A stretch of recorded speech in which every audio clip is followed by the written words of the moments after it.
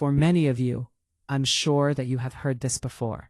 But I need you to take a moment and hear me out because this affects so many of us, or at least a loved one. Poverty is not real, it was generated. Poverty is not a natural law. It is not the result of laziness. It is not a personal failure. Poverty is engineered. It is the predictable outcome of economic systems designed to extract labor, time, and life energy from the many, while funneling wealth upward to the few. If poverty were accidental, it would be shrinking as technology, productivity, and global wealth increase. Instead, we're watching the opposite. More money printed than ever.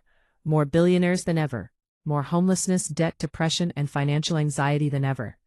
That contradiction exposes the truth. Let's take the charity industry. Compassion turned into a business model. Charity organizations are often presented as proof that the system cares. In reality, many function as pressure valves, not solutions. Here's how the scheme works. 1. The problem is profitable. If poverty were solved, entire industries would collapse. NGOs, foundations firms, executive salaries, grant cycles, media campaigns. So the incentive is not ending poverty, it's managing it indefinitely. Donations rarely go where you think. In many large charities, executives earn 6- and 7-figure salaries.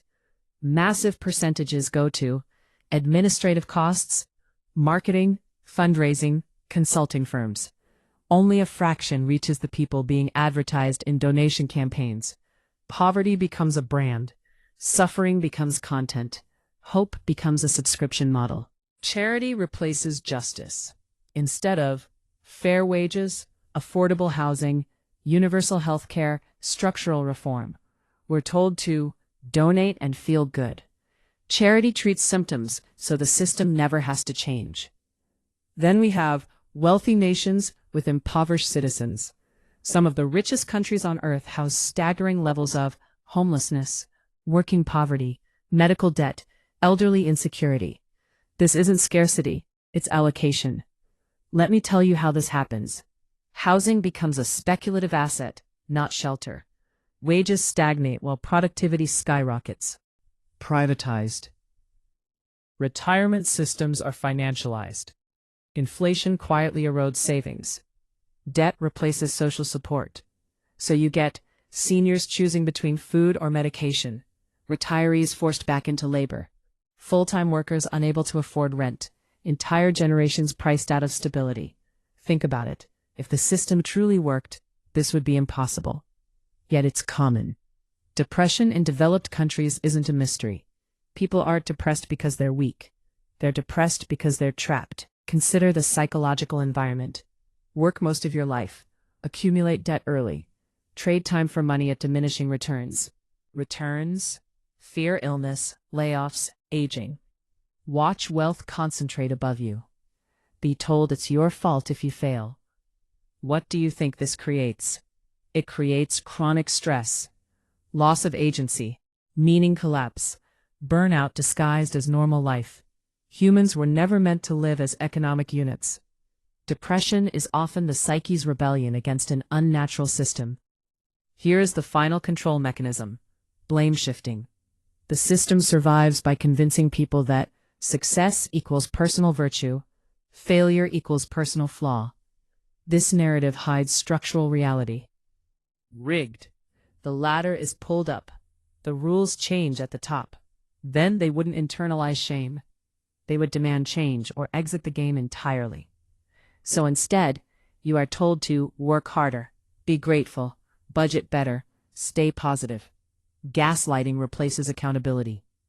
So what can people actually do? Not slogans, not false hope, real grounded actions. One of the main things you must do is to reduce dependence on wage-only survival.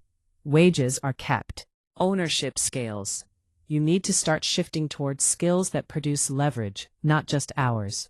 Digital products, services with repeat clients, knowledge-based income, small-scale entrepreneurship, remote global markets. Even partial independence weakens control. The second thing you must do is to opt out of consumer identity. The system feeds on endless consumption. Do the opposite. Buy less. Repair more. Avoid lifestyle inflation. Separate self-worth from possessions. Build savings, not appearances. Freedom grows when expenses shrink. The third thing is that you must learn the language of money, not hustle culture, not get rich, not guru fantasies. Learn how debt actually works, how inflation steals silently, how assets differ from liabilities, how systems extract value. Financial literacy is defensive armor. Another thing that will help you is to build parallel communities. The system isolates people to keep them weak. Counter it by skill-sharing networks, mutual aid groups, cooperative businesses, local support economies, knowledge exchange. Community is resistance. This is another thing we must focus on, especially in the time we live in. For many of you, although you may have realized this, you need to make this next thing one of your top priorities. You must reclaim your time and attention. Attention is currency now. You need to limit doom scrolling, outrage cycles, manufactured fear.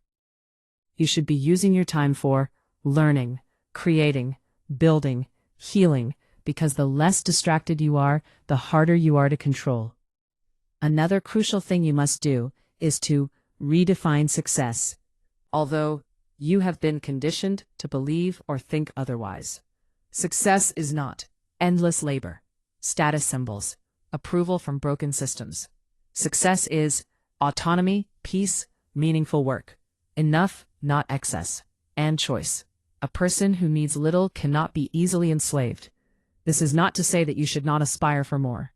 What I am saying is that having excess of things to the point where you become enslaved through debt to pay for things that you have been conditioned to have, even when they are not needed, simply so you can feel successful. Meanwhile, many people go into debt or work multiple jobs or longer hours, sacrificing time with loved ones or time they could use to reclaim their sanity. Instead, they are in a state of constant stress in order to pay for instant gratification or to get some acknowledgement by other people who may not even care about them or their well-being. Meanwhile, you get sucked further into the system, causing you to spend more of your valuable time working longer hours and not even be able to fully enjoy the things you are working so hard for. Once again, I will repeat what I said earlier. A person who needs little cannot be easily enslaved. One of the most powerful ways the system gets you to remain a slave to it is to make you a constant consumer.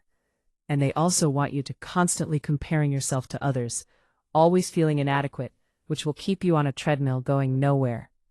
You can be working hard, moving fast, feeling tired from all of your hard work, and still remain stuck until you see behind the veil of what is really happening, to see how you are being used and manipulated, making you feel that you are never enough.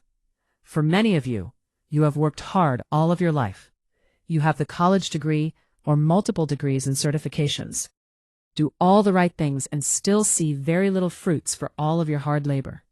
This is because what we have been conditioned to believe as the right thing is not the same thing those who wrote the rules and those who keep these so-called invisible rules intact are doing. They are playing a different game, and they have made you believe that you are playing the same game or that they are playing by the same rules. If any of you are ready to stop playing their messed up game, write in the comment, "I will play by my own rules." Now, let's conclude with this final truth. By the way, if any of this information resonates with you, please take a moment to follow or subscribe for more on similar topics, so together we can awaken and exit this crazy mess.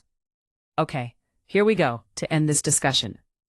Many times, some of us, once we make a few steps forward, we tend to look down at others who can't seem to break free from this trap. We must understand that this is part of the game the system is using against us to further push others down. They are playing you against one another. Remember, unity, love, empathy, equal power. Therefore, they must keep you away from these things in order to weaken you. I want you to really think about these last few words I'm going to say. Truly think about them. Poverty persists not because humanity lacks resources, but because power benefits from scarcity. Once you see that, shame dissolves, anger clarifies, responsibility shifts from self-blame to awareness. The system is real, But so is the exit, or at least partial exit. And it doesn't begin with money. It begins with seeing clearly.